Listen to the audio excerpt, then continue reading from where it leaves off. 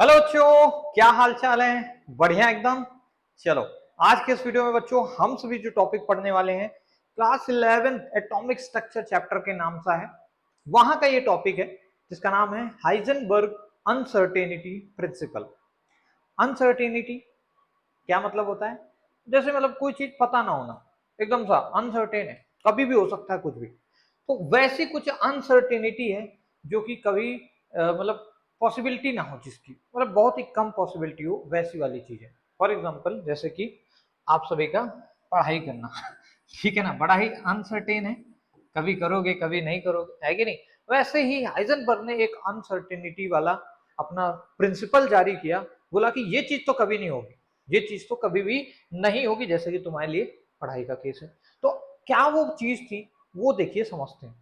Heisenberg ने बोला अपने अनसर्टेनिटी प्रिंसिपल में कि देखो भाई, आप किसी एक माइक्रोस्कोपिक पार्टिकल की, ध्यान से सुनिएगा, आप किसी भी एक माइक्रोस्कोपिक पार्टिकल की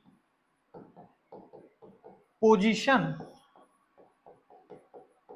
एज वेल एज वेलोसिटी को, अरे यार क्या हो रहा है, एज वेल एज वेलोसिटी को साइमल्टेनियसली डिटरमाइन नहीं कर सकते, डिटरमाइन नहीं कर सकते। मतलब क्या कहने का है, किसी भी माइक्रोस्कोपिक पार्टिकल की वेलोसिटी और पोजीशन को आप एक ही पल में, एक ही टाइम इंस्टेंट में बता नहीं सकते कि भैया ये है। जो कि बोहर साहब ने गलती की थी। अगर आपको बोहर एटॉमिक मॉडल याद होगा, जो कि मैंने पढ़ा है ऑब्वियसली, तो उसमें आपने वेलोसिटी ऑफ nth ऑर्बिट का देखा था formula, radius of nth orbit का फॉर्मूला देखा था। रेडियस मतलब क्या, डिस्टेंस जिस उसमें घूम रहा है, मतलब एक पोजीशन का फैक्टर है वहां, और ये वेलोसिटी। तो बोहर्स ने दोनों के लिए फॉर्मूले दे दिए थे एक ही साथ, जबकि अनसर्टेनिटी प्रिंसिपल ने बोला कि आप तो फाइंड ही नहीं कर सकते पोजीशन और वेलोसिटी एक साथ साइमल्टेनियसली। तो यही एक ड्रॉबैक भी होता है। आपने शायद drawbacks of Bohr's atomic theory में पढ़ा होगा। अनसर्टेनिटी प्रिंसिपल को बोहर्स का मॉडल एक्सप्लेन नहीं कर पाया था बेटा, ठीक है।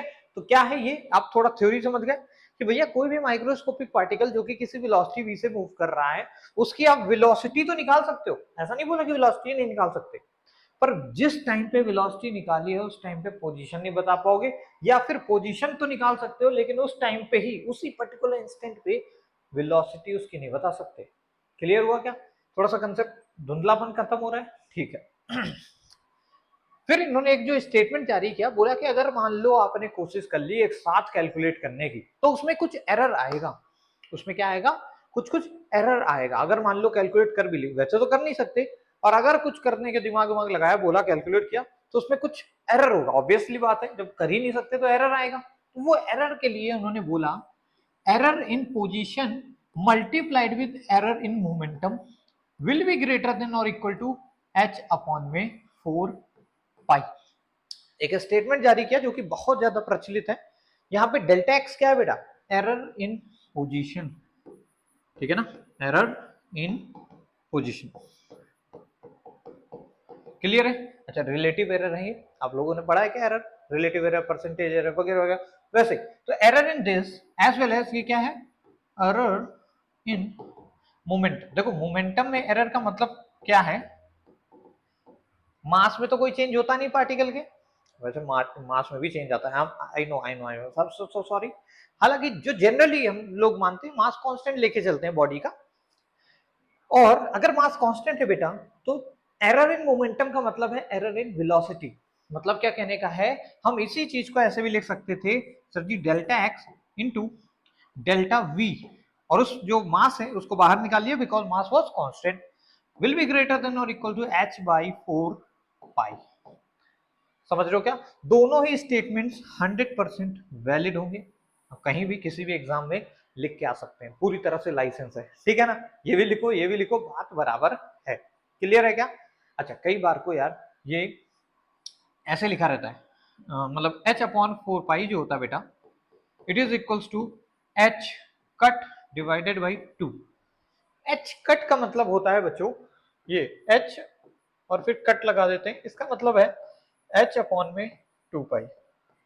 इसका क्या मतलब है, h अपॉन में 2 पाई। और जब आप h कट को 2 से डिवाइड करोगे तो क्या बन जाएगा h/4 पाई। तो बहुत ही इंपॉर्टेंट चीजें लिखी मैंने, इसको नोट कर लो। फिर एक सवाल बहुत ही तड़कता भड़कता कराता हूं, नोट कर लो जल्दी जल्दी कॉपी में, कॉपी लेके बैठे हो ना, हाँ नोट करो जल्दी। ठीक है, आई होप सो नोट किया होगा आपने। क्वेश्चन देखिए बहुत ही बढ़िया सा है, गरम गरम है क्वेश्चन, आराम से देखिएगा। बोला गया आपको that error in finding the velocity as well as in position, finding की जगह एस्टिमेशन लिख लो, बहुत अच्छा शब्द है, काफी ज्यादा इंग्लिश का बढ़िया शब्द है। Error in estimation of the velocity as well as the position are equal, find out minimum error in momentum। ये सवाल है बच्चों, बहुत ही ज्यादा बदनाम सवाल है, बहुत पेपरों में पूछा गया, दिमाग खराब कर देता है, पर मैं आपको समझाता हूँ कैसे करेंगे। बस क्वेश्चन की लाइन सही से समझना यार। बोला है error in the estimation, estimation मतलब निकालने में, error in the estimation of velocity as well as position are equal, दोनों के केस में जो एरर है वो बराबर है। Okay, find out the minimum error in the momentum. तो देखो भाई वही स्टेटमेंट लिखो, क्या बोला था, delta x dot delta v, और इधर क्या लिख दो भैया, m लिख दो, that will be greater than और इक्वल टू h/4 पाई। हाँ जी सर। अच्छा, क्योंकि डेल्टा x और डेल्टा v क्या है भैया, इक्वल है, तो क्या मैं डेल्टा x और डेल्टा v की जगह सीधे डेल्टा v लिख दूं क्या? हाँ जी सर, डेल्टा v का स्क्वायर हो जाएगा। बोलो भाई, यहां भी अगर डेल्टा x डाला तो डेल्टा v का स्क्वायर हो जाएगा, और इधर मास आ जाएगा, और इधर हो जाएगा greater than equal to h/4 pi. बोलो भाई सही बात है कि नहीं? अब पर कई लोग बोलेंगे सर ये मोमेंटम स्क्वायर है, मोमेंटम स्क्वायर कैसे हो गया? मोमेंटम होता है मास इनटू वेलोसिटी, पर ये मास इनटू वेलोसिटी स्क्वायर लिखा हुआ है। तो अगर इसको मोमेंटम बनाना है, क्योंकि हमें मोमेंटम में ही एरर निकालना है, तो मैं क्या करूंगा बेटा, ध्यान से देखना, मैं करूंगा इस बार ऊपर नीचे m से मल्टीप्लाई, m से ऊपर भी और नीचे भी मल्टीप्लाई। ऊपर मल्टीप्लाई करते ही क्या बन गया राजा बाबू, m स्क्वायर बन गया। बोलो भाई इसको बेटाएं, ऊपर मल्टीप्लाई करते ही क्या बन गया, ये m स्क्वायर बन गया सर। ठीक है, तो ये m square delta v square हो गया और डिवाइडेड बाई m हो गया।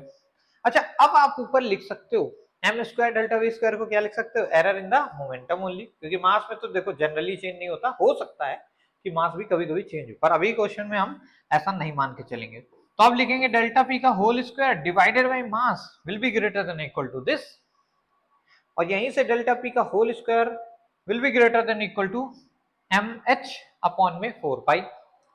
मास किसका है, जिस भी पार्टिकल का निकालना है, अगर इलेक्ट्रॉन के लिए बताना है ये, तो इलेक्ट्रॉन का मास रख देना, समझ रहे हो, पार्टिकल का मास है।